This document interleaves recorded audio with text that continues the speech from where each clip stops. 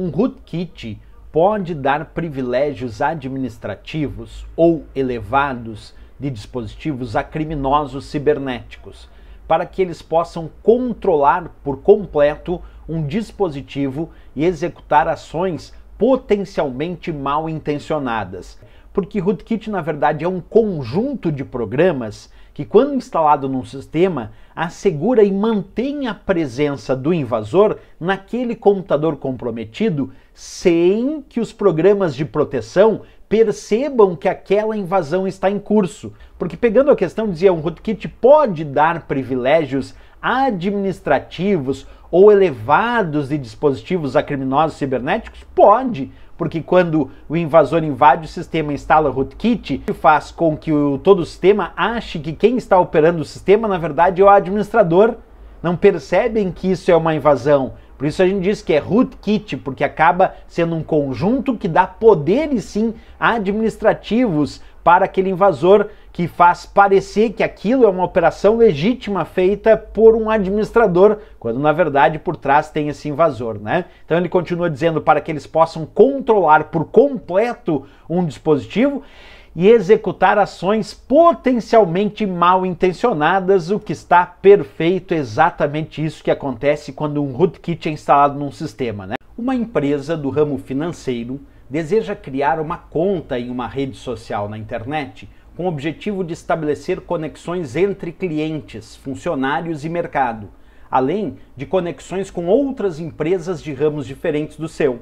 A rede social a ser escolhida pela empresa deve também ter foco mais voltado para o mundo profissional, permitindo à empresa procurar profissionais disponíveis no mercado, divulgar inserção de vagas na empresa para que outros usuários dessa rede possam se candidatar a elas e estabelecer novos networks.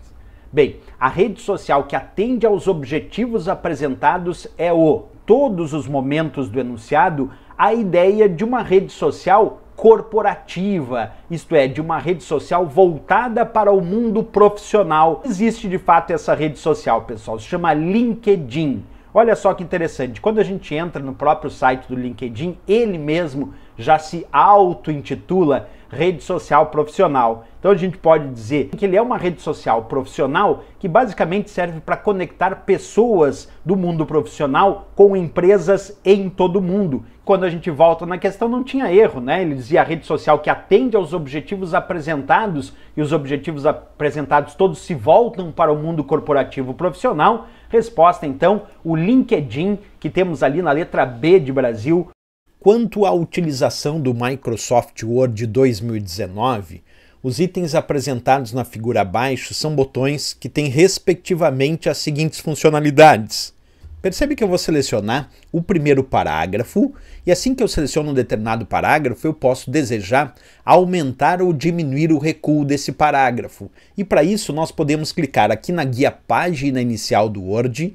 Dentro da guia página inicial nós encontramos esse grupo chamado parágrafo e dentro desse grupo nós temos aqui o botão diminuir recuo, que é a setinha apontando para a esquerda, e depois o botão aumentar recuo, que é a setinha apontando para a direita.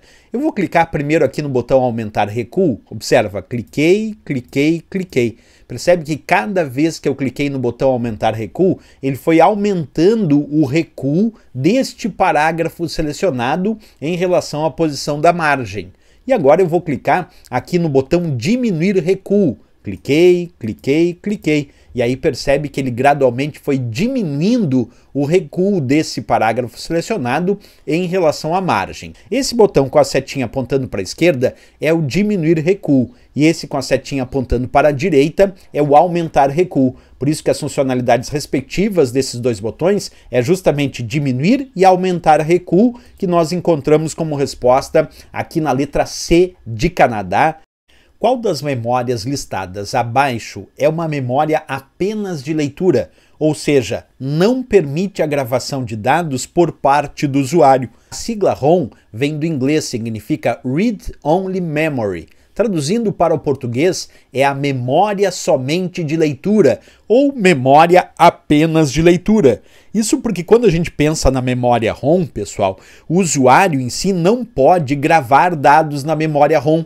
ele apenas pode ler os dados que já estão gravados na memória ROM.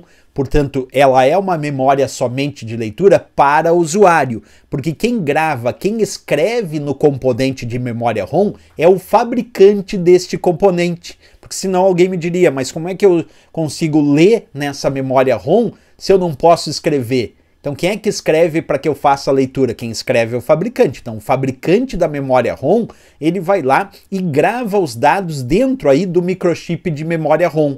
Portanto, para o usuário é que ela é considerada memória somente de leitura, algo que está na própria sigla, porque traduzindo ROM para o português significa memória somente de leitura. Qual das memórias listadas abaixo é uma memória apenas de leitura, ou seja, não permite a gravação de dados por parte do usuário? A resposta, então, é a ROM, aqui da letra A de América, memória somente de leitura.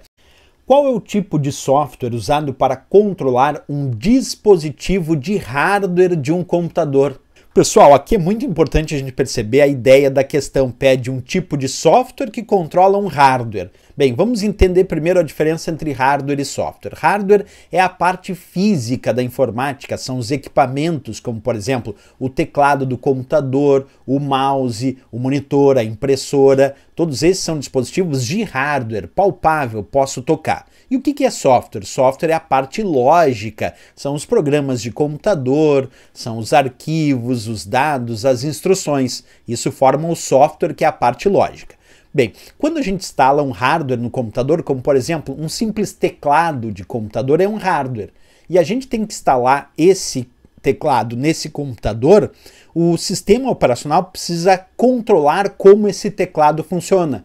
E para isso ele precisa de um software específico que nós conhecemos como driver.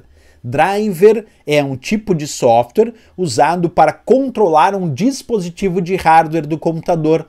Então, por exemplo, no seu computador, o sistema operacional utiliza o driver do teclado para controlar como o teclado funciona. Onde dizia qual o tipo de software usado para controlar um dispositivo de hardware de um computador, a resposta é, sem dúvida nenhuma, o driver que nós temos aqui na letra C de Canadá. É uma plataforma de streaming de música e podcast online que pode ser acessada por meio de diversos dispositivos. Bem, para quem não conhece ainda o Spotify, ele é um serviço de streaming direcionado principalmente para músicas e podcast, do qual existem vários serviços de streaming, também para vídeo, tem para filmes e assim por diante, mas o Spotify tem esse direcionamento, quer dizer, ele direciona mais para músicas e podcast.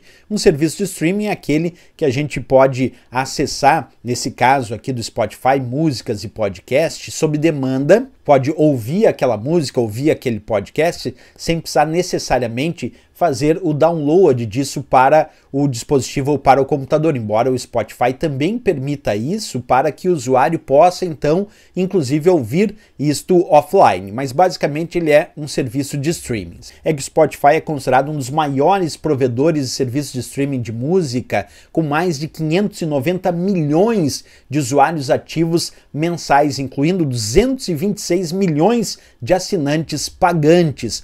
Bem, aqui eu mostro para vocês, pessoal, a plataforma do Spotify. Então aqui quando a gente volta na questão sobre plataforma de streaming de música e podcast online, sem dúvida nenhuma nossa resposta é o Spotify, que temos aqui na letra B de Brasil, o gabarito e a resposta desta questão.